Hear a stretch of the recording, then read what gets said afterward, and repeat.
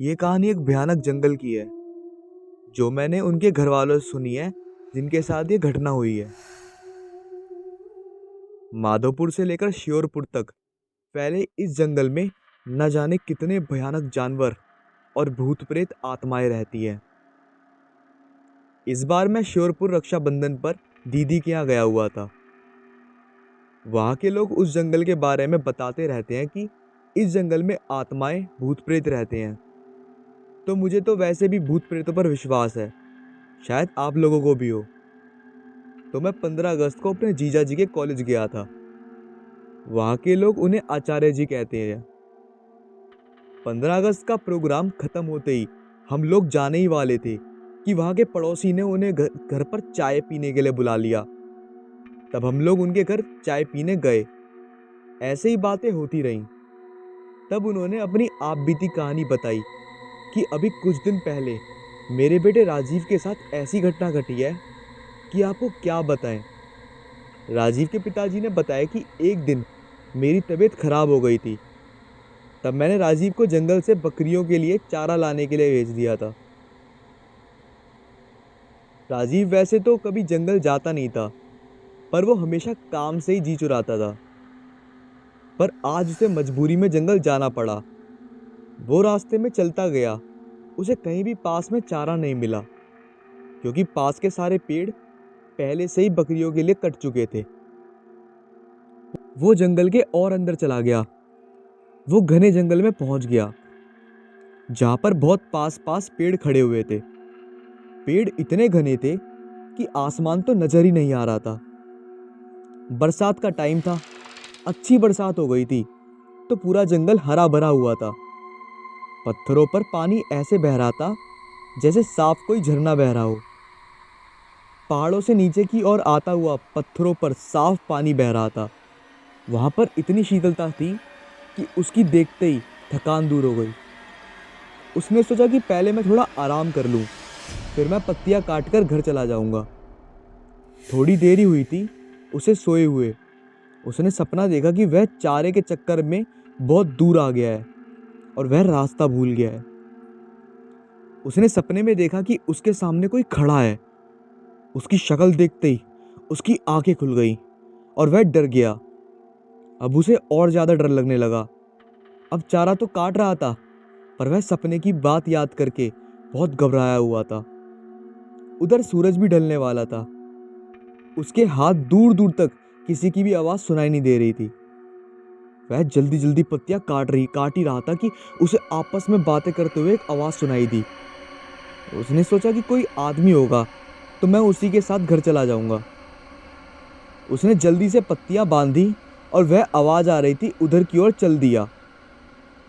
पर उसने ये ध्यान नहीं दिया कि वो आया किधर से है और किधर जा रहा है। वह उल्टा जंगल में घुसता चला गया। आवाज और साफ सुनाई देने लगी, तो वह और आगे बढ़ा। उसने देखा कि दो लोग आपस में बातें कर रहे हैं और उनकी पीठ दिखाई दे रही है। उसने उनके पास जाकर बोला, क्या तुम मुझे भी घर ले जाओगे? मैं मैं रास्ता भूल गया हूँ। क्या तुम मुझे कोई घर जाने का छोटा रास्ता बता सकते हो? इतना उसने कहते ही वो दो लोग उसके सामने से ऐसे फुर हो गए कि वहां कोई था ही नहीं।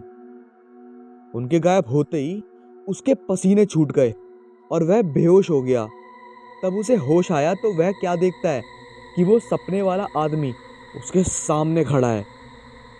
बड़ी बड़ी लाल आंखें, दांत बाहर निकले हुए, ऊपर से नीचे तक इतना भयानक कि वह डर गया और पागल सा होकर भागने लगा।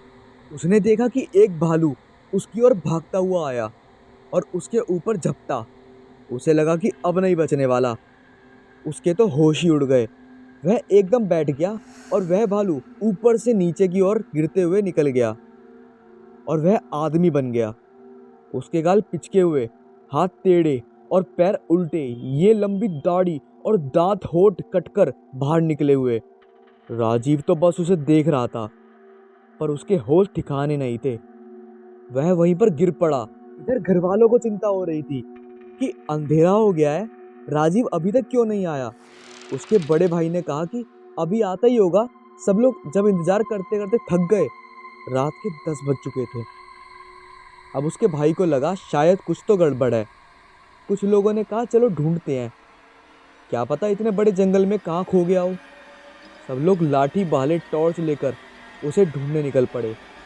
उसका भाई अपाहिज था, वह एक पैर से चलता था, इसलिए उसके पिताजी ने कहा बेटा तू यहीं रह, अपनी माँ और बहन के पास हम लोग जाते हैं, कुछ खबर होगी तो हम बताएंगे। पूरी रात जंगल में ढूंढते हुए हो गई पर उसका कुछ पता नहीं चला। जहाँ तक वो लोग जाते थे वहाँ तक सारा जंगल छान मारा, मगर राजीव का कोई पता नहीं। सब लोगों ने कहा कि अभी घने जंगल में जाना ठीक नहीं रहेगा, अभी सुबह होते ही चलेंगे। अभी 3 बजे हैं, अभी 1 घंटे में सुबह हो जाएगी। सब लोगों ने वहीं बैठकर सुबह का इंतजार करने लगे। थोड़ी देर बाद सुबह हो गई। सब लोगों ने कहा चलो अब चलते हैं।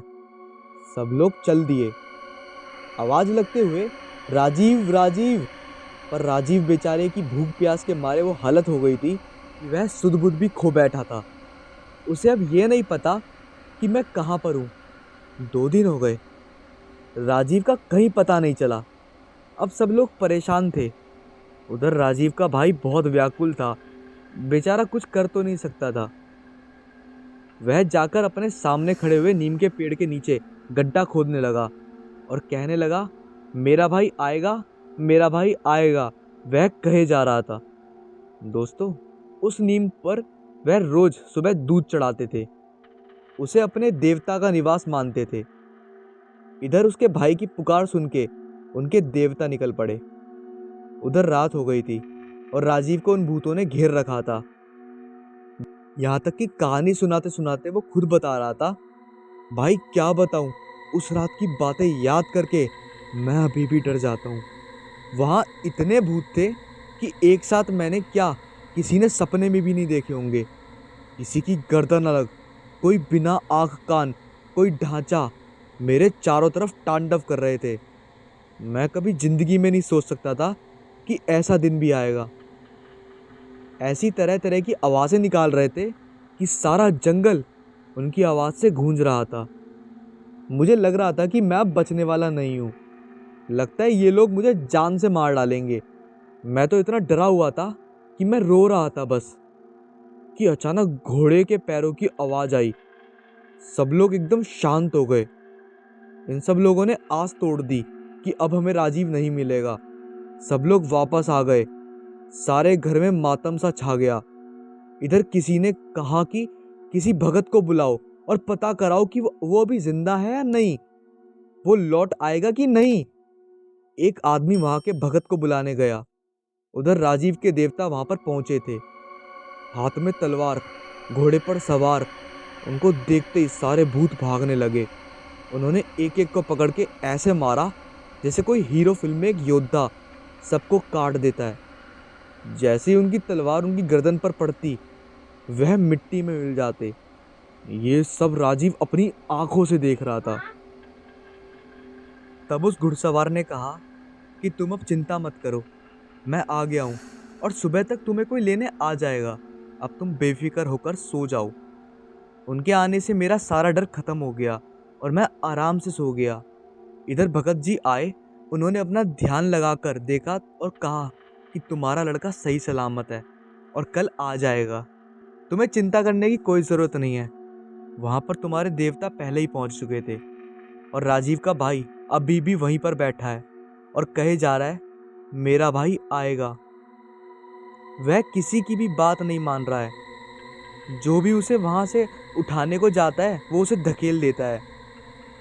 सुबह उसकी आँख खुली तो वहाँ पर एक आदमी ने उससे पूछा कि तुम कहाँ से आए हो और कहाँ जाना है, मैं तुम्हें तुम्हारे घर पहुँचा देता हूँ। और वह अपनी साइकिल पर बिठाकर उसे उसके घर छोड़ दिया। घर वालों को देखकर वो ऐसा रोया कि वह बेहोश हो गया। 3 दिन का भूखा प्यासा कमजोर हो गया था। फिर उसे अस्पताल ले जाया गया। वहाँ वो 3 दिन तक बैठा रहा और एडमिट रहा।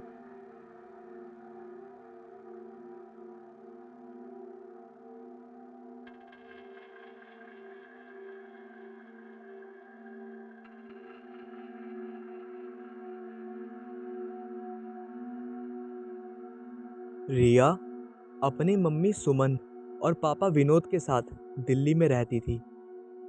वह हर साल अपने मम्मी पापा के साथ गर्मियों की छुट्टियों में ननिहाल जाती थी। उसका ननिहाल अलीगढ़ ज़िले में है। एक बार की बात है, रिया के स्कूल की छुट्टियां पड़ चुकी थी। रिया और सुमन ननिहाल जाने के लिए तैयार थे।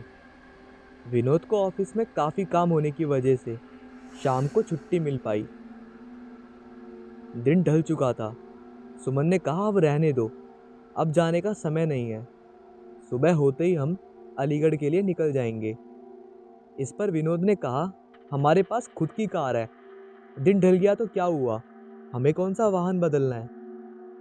रिया भी जिद करने लगी, मम्मी अभी चलो ना, मुझे अभी नानी के घर जाना है। रिया और विनोद के बहुत जिद करने पर सुमन जाने के लिए तैयार हो गई, लेकिन अंदर ही अंदर ना जाने क्यों उसका मन काफ़ी घबरा रहा था। अब रात हो चुकी थी और इन लोगों की गाड़ी सड़क पर चल रही थी। रात की वजह से सड़क पर वाहनों का आना जाना काफ़ी कम हो गया था। विनोद कार चला रहा था। सुमन और रिया पीछे की सीट पर बैठे थे। जिस गांव में उन्हें जाना था, वह गांव अलीगढ़ से करीब 20 किलोमीटर आगे था। वह अलीगढ़ पहुंच चुके थे। आगे का रास्ता कच्चा और सुनसान था। वहां कोई आता जाता भी नहीं दिख रहा था। गाड़ी अब कच्चे रास्ते पर चले जा रही थी। थोड़ी ही दूर चलने पर गाड़ी अचानक से रुक गई थी। रिया ने कहा, पापा क्या हुआ, गाड़ी बंद कैसे हो गई। विनोद ने कहा, नहीं बेटा, उतर कर देखता हूँ। सुमन ने कहा, जल्दी देखिए और यहाँ से चलिए, कितना सुनसान रास्ता है, मुझे कुछ ठीक नहीं लग रहा। कार से उतरकर विनोद ने गाड़ी के बोनट को खोलकर देखा, लेकिन गाड़ी में कहीं कोई कमी नहीं दिखी। वह कार के अंदर आकर बैठ गया और कुछ सोचने लगा। तभी सुमन ने कहा, क्या हुआ, चलिए ना। विनोद अभी भी कुछ सोच रहा था। फिर सुमन ने रिया के पापा के कंधे को पकड़कर जोर से हिलाया और कहा, क्या हुआ, क्या सोचने में लगे हैं, मैं कह रही हूँ चलिए ना, मुझे बहुत अजीब महसूस हो रहा है यहाँ पर। एक तो सुनसान रास्ता, ऊपर से रात, जल्दी चलिए। तब विनोद ने कहा, मैं ये सोच रहा हूँ कि गाड़ी में कोई खराबी नहीं है, फिर गाड़ी रुक क्यों गई, देखिए क्या पता गाड़ी स्टार्ट हो जाए। तब विनोद ने गाड़ी स्टार्ट करने के लिए चाबी घुमाई और गाड़ी स्टार्ट हो गई। अब कार दोबारा उस रात के अंधेरे को चीरते हुए आगे बढ़ने लगी। अभी थोड़ी ही दूर कार चली थी कि रिया चिल्लाई, मम्मी। एकदम से विनोद ने कार को रोका। दोनों मम्मी पापा रिया से कहने लगे, क्या हुआ बेटा, चीखी क्यों। इस पर रिया ने कहा, पापा मुझे ऐसा लगा जैसे हमारी कार के नीचे एक आदमी और औरत आ गए हों। विनोद ने कहा, नहीं बेटा, ऐसा कुछ नहीं है, अगर वह औरत आदमी हमारी कार के नीचे आते तो हमें भी तो पता चलता, और वैसे भी रात बहुत हो गई है, मुझे नहीं लगता ऐसे में इस रास्ते पे हमारे अलावा कोई और होगा। रिया की आंखें फटी से फटी थीं और वह कह रही थी, पापा ट्रस्ट मी, मैंने देखा उन आदमी औरत को। सुमन ने कहा, गाड़ी तेज चलाइए। गाड़ी की रफ्तार विनोद ने तेज कर दी। तभी कार के शीशे में विनोद को एक डरावना चेहरा दिखाई दिया। उस डरावने चेहरे को देखते ही विनोद का हाथ स्टीयरिंग से छूटा और गाड़ी का बैलेंस बिगड़ने की वजह से गाड़ी इधर उधर चलने लगी। जैसे तैसे करके विनोद ने अपने आप को और गाड़ी को संभाला। तभी सामने एक औरत और आदमी दिखाई दिए जो गाड़ी रोकने का इशारा कर रहे थे, लेकिन विनोद ने गाड़ी नहीं रोकी, बल्कि गाड़ी की रफ्तार और तेज कर ली, क्योंकि अभी तक तो वह रिया की बात पर विश्वास नहीं कर रहे थे। और अचानक से उन दोनों आदमी औरत का ऐसे कार के सामने आना और लिफ्ट मांगना सुमन और विनोद को डराने के लिए काफ़ी था। विनोद तो पसीने से लथपथ गाड़ी को अंधाधुंध रफ्तार में भगाए जा रहा था। तभी ये क्या, वह औरत और आदमी जिनको विनोद ने पीछे छोड़ा था फिर सामने खड़े थे। और गाड़ी रोकने का इशारा कर रहे थे। अब तो उन तीनों की जान मुंह में आ गई थी। अचानक सुमन का फोन बजने लगा। सुमन ने कहा, हेलो, कौन? दूसरी तरफ से सुमन का भाई अर्जुन बोल रहा था, हेलो दीदी, कैसी हैं आप? सुमन ने कहा, भैया कुछ ठीक नहीं है, इस रास्ते पर बहुत गड़बड़ है। और सुमन ने उन दोनों आदमी औरत के बारे में अर्जुन को सारी कहानी बताई। तब अर्जुन ने कहा, दीदी आप चिंता मत करो, मैं अभी आता हूँ। और 10-15 मिनट बाद अर्जुन वहाँ रास्ते पर खड़ा था।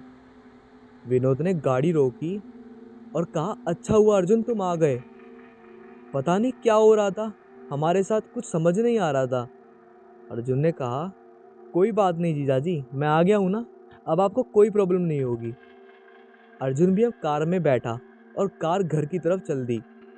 अब तो मानो जैसे सुमन, विनोद और रिया का डर अर्जुन के आ जाने से हवा हो गया था। अब सब लोग घर पहुंच चुके थे। अर्जुन ने कहा, लाइए जीजाजी, कार की चाबी मुझे दीजिए, मैं पार्क करके आता हूँ, आप अंदर जाइए। विनोद ने कहा, ठीक है, और चाबी अर्जुन को दे दी। जैसे ही रिया और उसके पापा घर में एंटर हुए, तीनों चौंक पड़े। घर में सब लोग रो रहे थे और सामने किसी की लाश पड़ी थी। ये देख सुमन और विनोद दंग रह गए कि क्या हुआ ये घर में, और हमें अर्जुन ने कुछ बताया भी नहीं। सुमन की माँ ने रोते हुए सुमन से कहा, बेटा तेरा भाई अर्जुन अब इस दुनिया में नहीं रहा। इतना सुनते ही सुमन, विनोद और रिया के पैरों तले जमीन खिसक गई।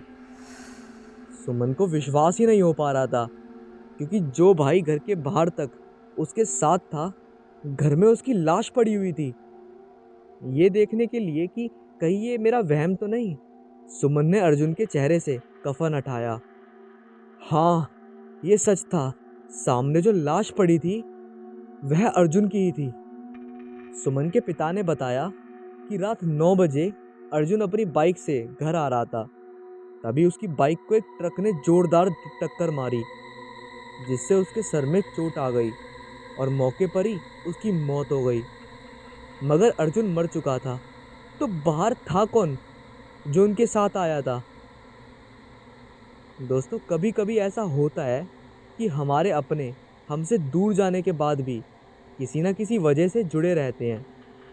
जैसे घर के किसी सदस्य में मरने वालों का हद से ज़्यादा प्रेम होता है, या और भी बहुत सारी वजह हो सकती है।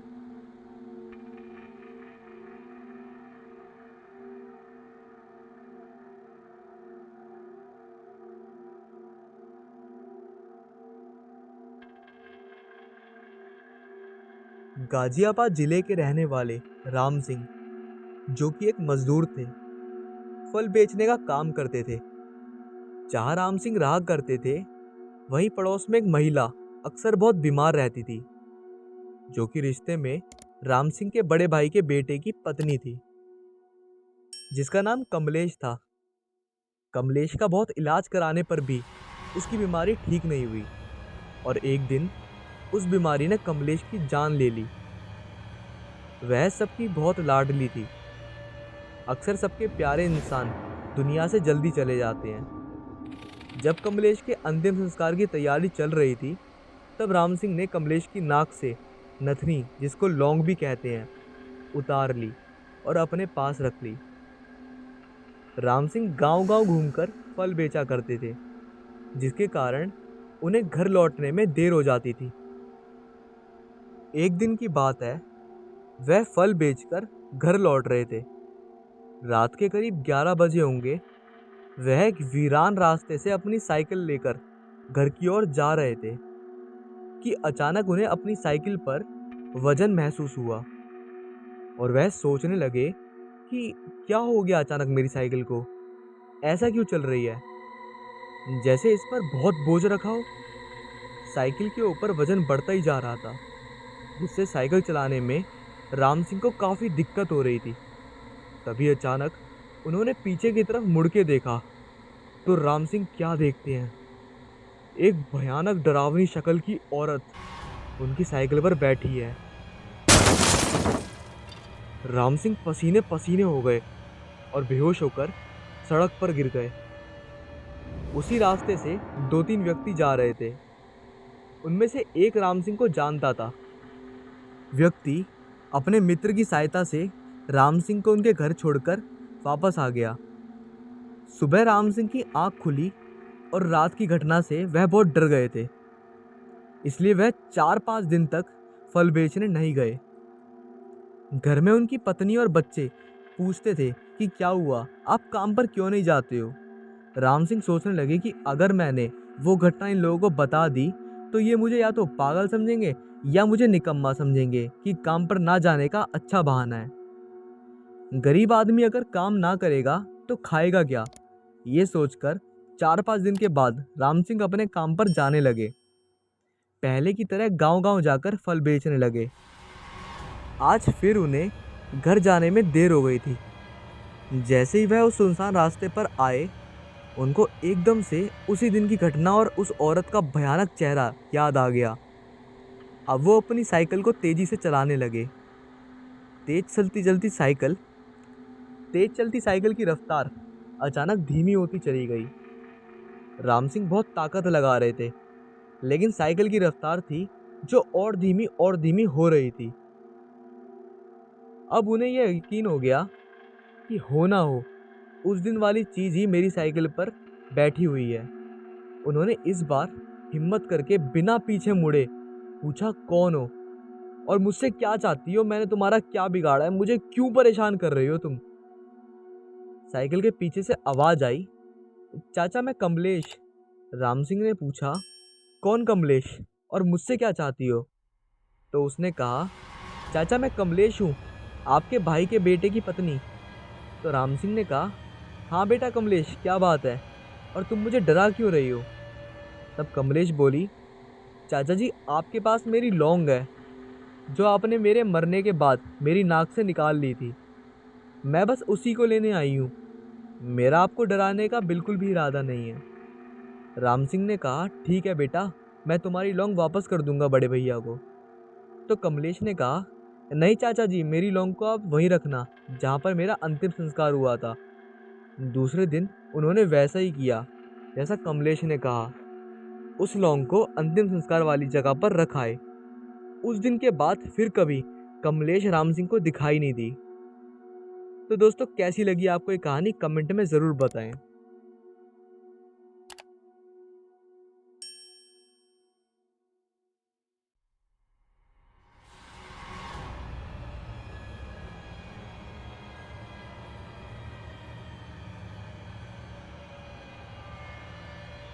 मेरा नाम पूजा है और मैं अपने परिवार के साथ दिल्ली में रहती हूँ।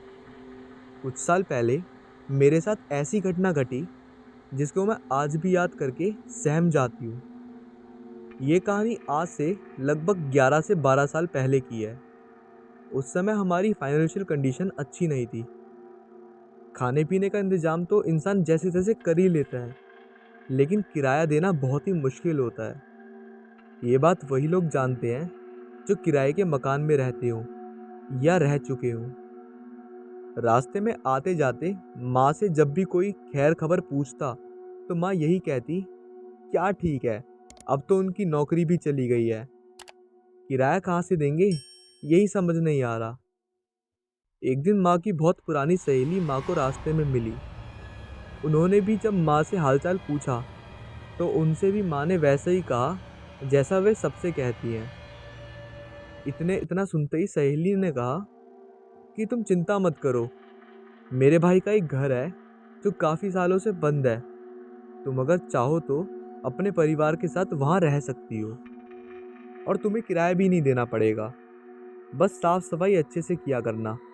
इतना कह के वो आंटी वहाँ से चली गई। माँ ने ये बात घर आकर सभी को बताई। हमारी तो खुशी का ठिकाना ही नहीं रहा। जरा सोचिए कि आप किसी प्रॉब्लम में फंसे हैं और कोई आकर उस प्रॉब्लम को जड़ से ही उखाड़ कर फेंक दे। उन आंटी ने भी यही किया था, हमारी प्रॉब्लम को 1 मिनट में ही सॉल्व कर दिया था। दूसरे दिन माँ की सहेली चाबियाँ लेकर आई और कहा, तुम लोग आज ही शिफ्ट कर लो। फिर मैं और माँ उस घर की साफ सफाई करके आए और उसी दिन हमने शिफ्ट कर दिया। सब नए घर में पहुंच चुके थे और बहुत ही ज़्यादा खुश थे और सोच रहे थे कि अब तो आराम से रहेंगे। उस मकान में 2 फ्लोर थे। ग्राउंड फ्लोर पे 2 कमरे थे और फर्स्ट फ्लोर पर 2 ही कमरे थे। कुछ दिन बीते कुछ दिन बीते एक दिन एक बूढ़ी दादी हमारे घर आई और बोली, लगता है आप लोग इस मकान में नए आए हैं। पापा ने कहा, हाँ। फिर बूढ़ी दादी बोली, आ तो गए हो, लेकिन क्या आपको पता है कि ये घर काफ़ी सालों से बंद था? हाँ, हमें पता है। तो उसमें क्या हुआ? पापा ने कहा। तो बूढ़ी दादी ने कहा, फिर तो आपको ये भी पता होगा कि ज़्यादा दिन तक बंद रहे मकानों में भूत प्रेतों का वास हो जाता है। पापा ने कहा, ऐसा कुछ नहीं होता, आप हमें डराने आई हैं, तो प्लीज़ यहाँ से चली जाइए।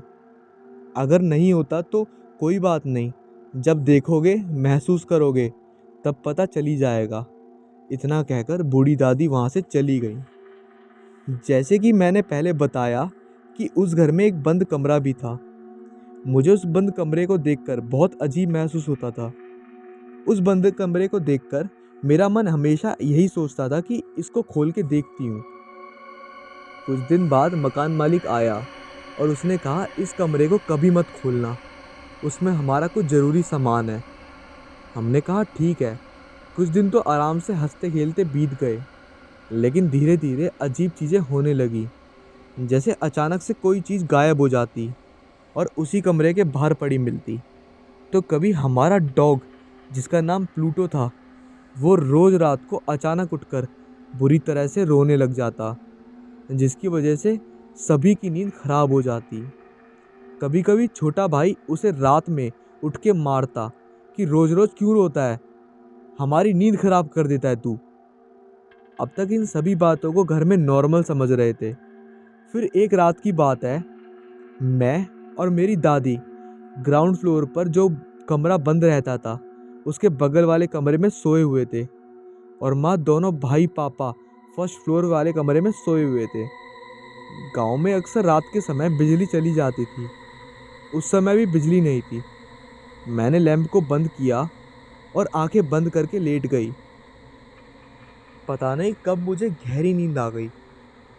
मेरी आंखें रात के करीब 1:30 बजे किसी आवाज़ के कानों में पड़ने से खुली। मैंने देखा दादी गहरी नींद में सोई हुई हैं।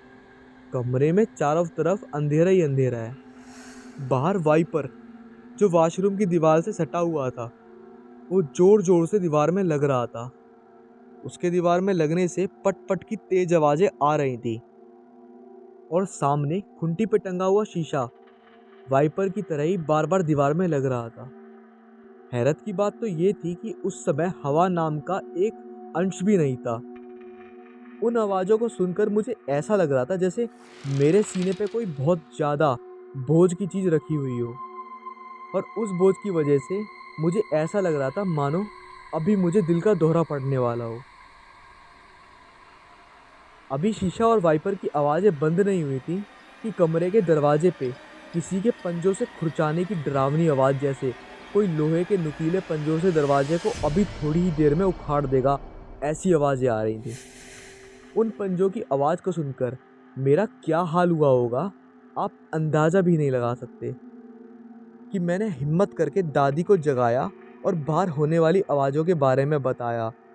थोड़ा ऊंचा सुनती थी वो, तो उनको समझने में थोड़ी देर लगी कि आखिर हो क्या रहा है, मैं इतना डरी हुई क्यों हूँ। जैसे ही मैं बाहर होने वाली आवाज़ों के बारे में दादी को कोपताया, दादी ने कहा, माँ पापा को आवाज़ लगाओ।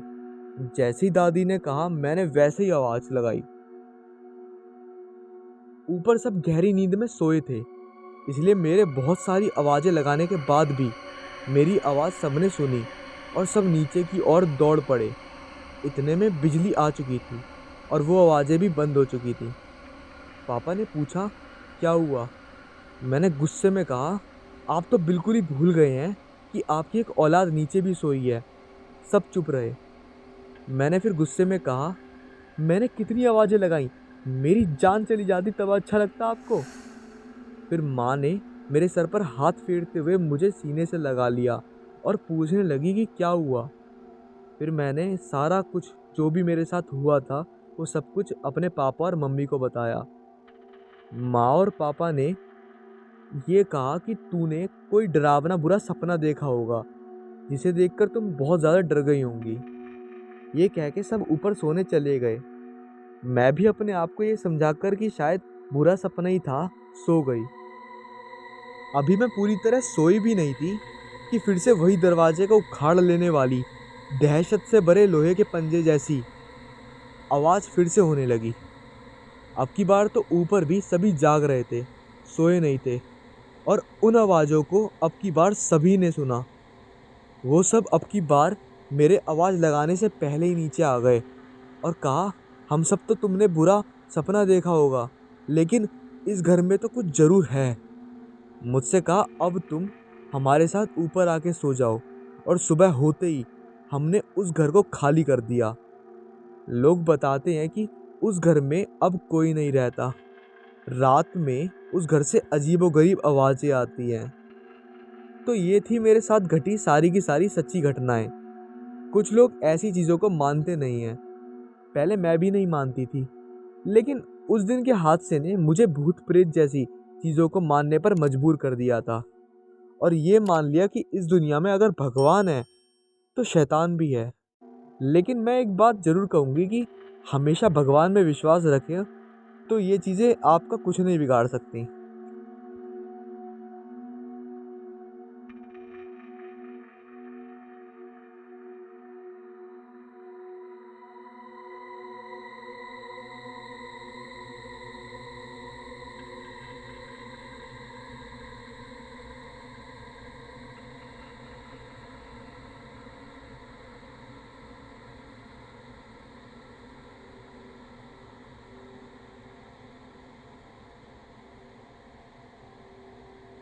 आज की वीडियो में मैं आपको कहानी सुनाने जा रहा हूँ एक ऐसे घर की, जो एक घर तो था, लेकिन भूतिया घर बन जाने के कारण लोग उसके नाम से ही डरने लगे थे। यदि कोई भूला भटका यात्री इसमें आकर ठहर जाता तो उसका क्या हाल होता, ये तो वही जानता था। वहाँ आसपास रहने वाले लोगों को उस घर में रुकने वालों की सिर्फ चीखें ही सुनाई देती थी। धीरे धीरे उस घर का ये हाल हो गया कि अब कोई उस घर में भूलकर भी नहीं ठहरता था। उस घर में सिर्फ अब एक चौकीदार बच गया था।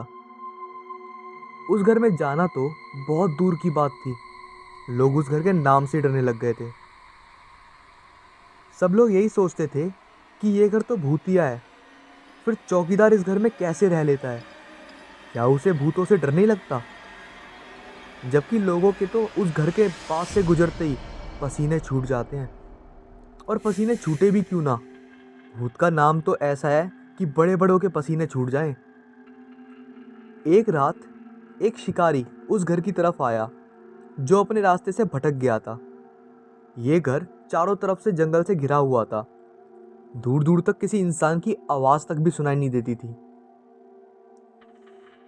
बाहर बड़ा भयंकर तूफान आ रहा था। तूफान के साथ ही बड़े जोर की बारिश हो गई। शिकारी घर में अंदर गया और आवाज लगाई, अरे कोई है? जब घर में कोई नहीं था तो आवाज कौन देता? शिकारी ने एक बार फिर जोर से आवाज लगाई, अरे भाई कोई है? इस बार उसकी आवाज पूरे घर में गूंज उठी। तभी एक आदमी जो छाता लेकर और लालटेन लिए उसकी ओर आ रहा था। क्या बात है, कौन हो तुम? उसने शिकारी से पूछा। मैं एक शिकारी हूँ। क्या बारिश और तूफान रुकने तक मैं यहाँ ठहर सकता हूँ? चौकीदार ने डरते हुए कहा। क्या आप इस घर में रात गुजारेंगे? शिकारी ने कहा, हाँ, इस बारिश और तूफान में इस समय रात बिताने के लिए जंगल में इससे अच्छी जगह और नहीं हो सकती भाई। और मेरे कुछ साथी भी हैं जो जंगल में भटक गए हैं।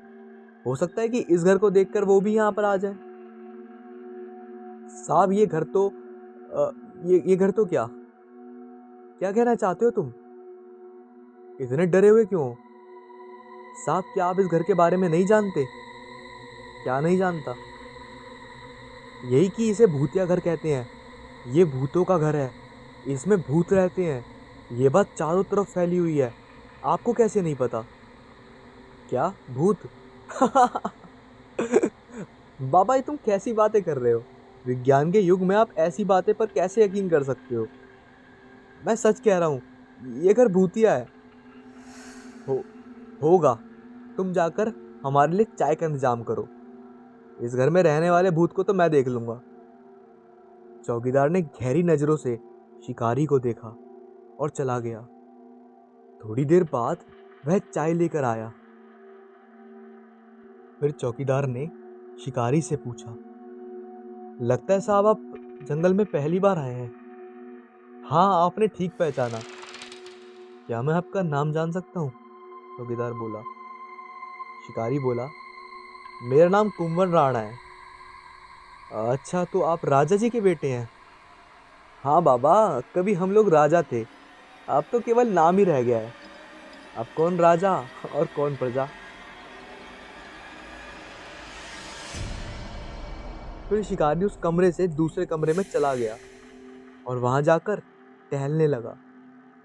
टहलते हुए वहां की रखी हर चीज को बड़े ध्यान से देख रहा था। कुछ चीजें तो उसे जानी पहचानी लग रही थी, मानो वह उन चीजों को पहले भी देख चुका था। चौकीदार ने बाहर से आवाज लगाते हुए कहा, साहब आपको कुछ चाहिए हो तो मुझे आवाज दे देना, मैं बाहर ही हूँ। शिकारी बोला, ठीक है बाबा।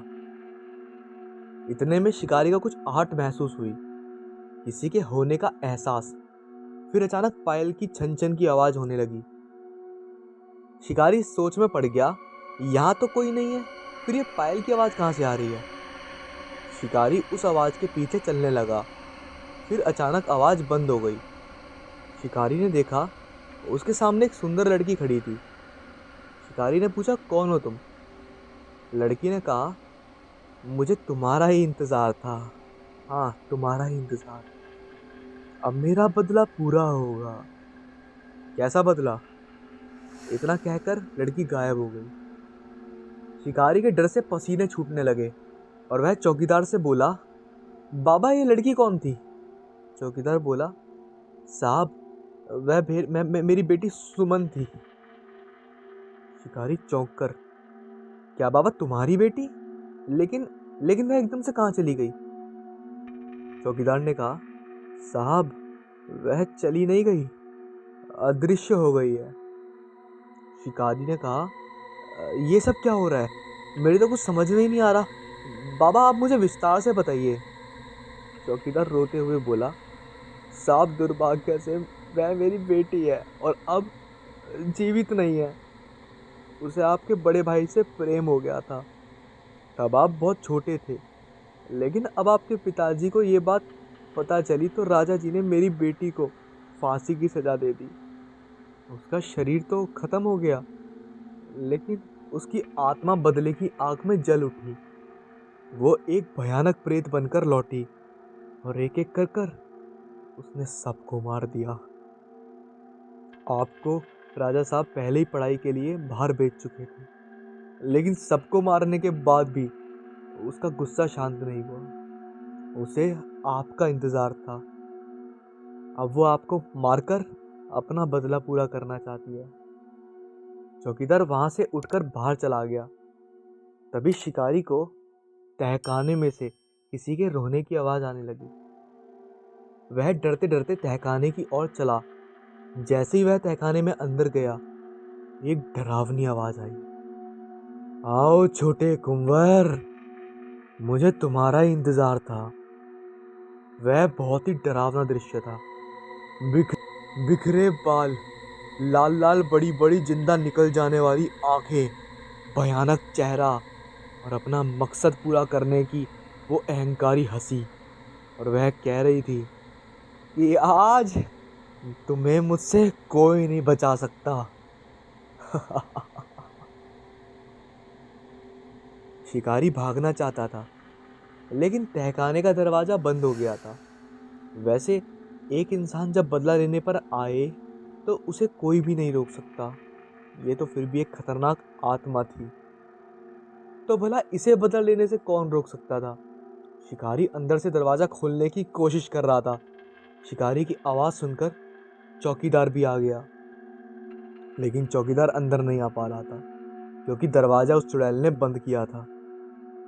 तो जब तक वो अपना बदला पूरा करके उसे जान से मार नहीं देती, तब तक वो दरवाज़ा खुलने नहीं देती। तभी तहखाने के दरवाजे पर खड़े चौकीदार को एक दहशत भरी चीख सुनाई दी। कुछ समय बाद दरवाज़ा अपने आप ही खुल गया। चौकीदार ने देखा कि शिकारी की लाश वही तहखाने पर पड़ी हुई है। सारा जिस्म खून में लथपथ भीगा हुआ था। लेकिन जब उसने पास जाकर देखा तो वह चौंक गया। शिकारी के धड़ पर सर ही नहीं था। वो चुड़ैल उसका सर ही उखाड़ के ले गई थी। तभी उस चुड़ैल की भयानक हंसी दोबारा सुनाई देने लगी और वो कह रही थी, आज मेरा बदला पूरा हुआ। मर गया राजा का बेटा, अब मैं चैन से रह पाऊंगी। इतना कहते ही वह तहखाने के अंधेरे में ना जाने कहाँ गायब हो गई और फिर किसी ने भी उसे कभी दोबारा नहीं देखा।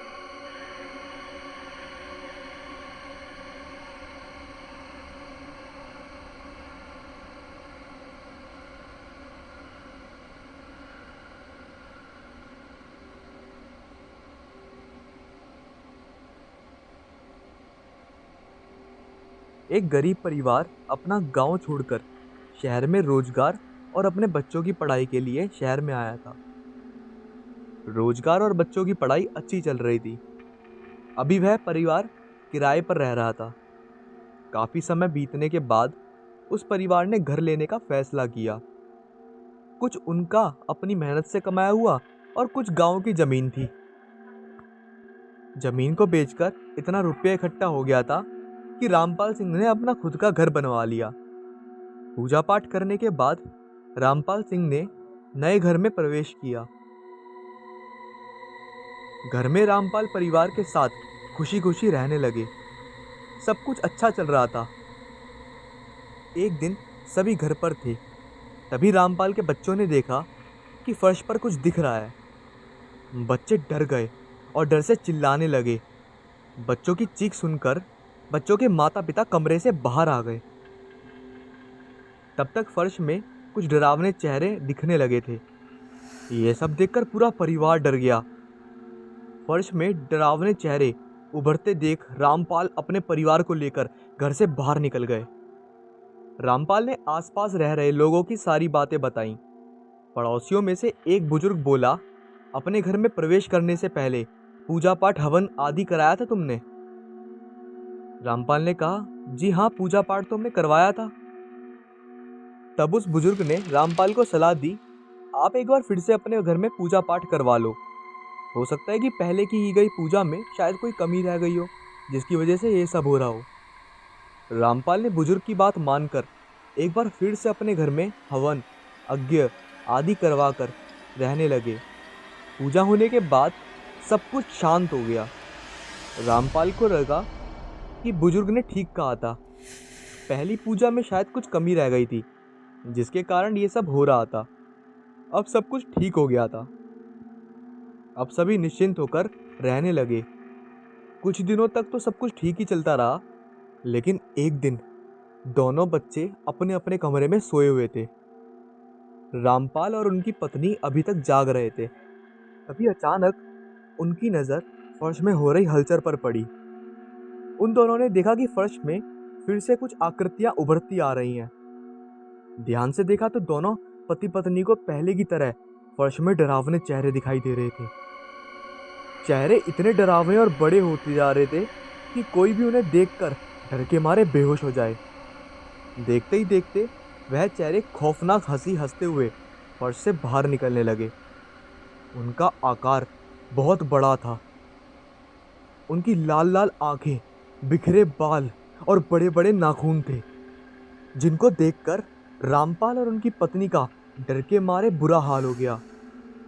वह दोनों बच्चों को जल्दी जल्दी हड़बड़ाहट में जगाते हुए चीखते चिल्लाते हुए घर से बाहर निकल गए। लेकिन वो डरावने चेहरे उनके घर के बाहर भी पीछा नहीं छोड़ रहे थे। वो चारों भागते भागते एक मंदिर में जाकर रुक गए। रामलाल ने सोचा शायद मंदिर में ये डरावने चेहरे प्रवेश नहीं करेंगे। ये सोचकर रामपाल अपनी पत्नी और बच्चों के साथ मंदिर के अंदर चले गए। रात भर रामपाल, उनकी पत्नी और बच्चे मंदिर में ही रहे, लेकिन वह रात भर डर के मारे वह सो नहीं पाए। उनके जहन में वही डरावने चेहरे चल रहे थे। जैसे तैसे वह भयानक रात गुजर गई और सुबह हुई। सुबह मंदिर के पंडित जी जब मंदिर में आए तो उन्होंने रामलाल से पूछा, आप यहाँ क्या कर रहे हो और इतने डरे हुए क्यों हो? क्या बात है? रामलाल ने रात की सारी घटना पंडित जी को बताई। पंडित जी ने कहा, तुम चिंता मत करो, मैं अपने गुरुजी को अभी लेकर आता हूँ, तब तक तुम यहीं रहना। जब गुरुजी आ जाएं तभी मंदिर से बाहर निकलना। रामलाल ने कहा, ठीक है पंडित जी, जैसा आप कर रहे हैं वैसा ही करूँगा। थोड़ी देर बाद पंडित जी अपने गुरुजी को लेकर आ गए। पंडित जी ने गुरुजी को सारी बात पहले ही बता दी थी, इसलिए गुरुजी ने रामलाल से कुछ भी नहीं पूछा, बस उस घर में चलने की बात कही। अब सब लोग उस घर के बाहर आकर खड़े हो गए। गुरुजी घर के अंदर गए और 4 लोगों से फर्श को खुदवाया। जैसे ही फर्श 3-4 फुट खुद गया, गुरुजी बाहर रामलाल के पास भागकर गए और कहा, तुम यहाँ कब से रह रहे हो? रामलाल ने कहा, करीब 9-10 महीने से। क्यों, क्या हुआ गुरुजी? आप ऐसा क्यों पूछ रहे हैं? तब गुरुजी ने बताया कि जहाँ तुम्हारा घर बना है उसके नीचे कभी कब्रिस्तान थे, तभी वह डरावनी शक्लें आपको दिख रही हैं। इस पर रामलाल ने कहा, तो अब हम क्या करें गुरुजी? तब गुरुजी ने कहा, यह तो उन प्रेतों से पूछने पर ही पता चलेगा कि वो क्या चाहते हैं। गुरुजी ने काफ़ी सिद्धियां प्राप्त की हुई थी, इसीलिए उन्होंने भूत प्रेतों से बात करना भी अच्छे से आता था और उन्हें सबक सिखाना भी। अब क्या था, गुरुजी ने रामपाल और उसके परिवार से कह दिया कि इतने सब कुछ ठीक ना हो जाए, आपको मंदिर में ही रहना होगा, क्योंकि अगर आप लोग घर में गए तो आप इस बार उन भूत प्रेतों का निवाला बन सकते हैं। रामपाल ने कहा, ठीक है गुरुजी। दूसरे दिन गुरुजी उस घर में गए और अपनी सिद्धियों की शक्तियों से उन भूतों को बुलाया और उनसे पूछा, क्या चाहते हो तुम लोग? उस भले परिवार को क्यों परेशान कर रखा है? उन लोगों ने बड़ी मेहनत से एक एक पैसा जोड़कर ये घर बनाया है। गुरुजी के इतना कहते ही उनमें से एक पुरुष भूत गुस्से से बोला, हमारे घर में लोग हैं वो, हम उनके घर में नहीं है, समझे? अब तुम भी यहाँ से चले जाओ, वरना तुम्हारा क्या हाल होगा ये तुम सोच भी नहीं सकते। उस भूत के इतना कहते ही गुरुजी वहाँ से चले गए और मंदिर में जहाँ रामपाल थे वहाँ पहुँच गए। गुरुजी ने रामपाल से कहा, आप उस घर को छोड़ दो, किसी और घर में रह लो। रामपाल ने गुरुजी को बीच में टोकते हुए कहा, आप ऐसा क्यों कह रहे हैं गुरुजी? हम कहाँ जाएंगे? बड़ी मुश्किल से हमने वह घर बनवाया है, ऐसे कैसे छोड़ दें? गुरुजी ने कहा, बात आपकी भी ठीक है और बात उन भूतों की भी गलत नहीं है। वहाँ कब्रिस्तान है, यानी प्रेतों का घर।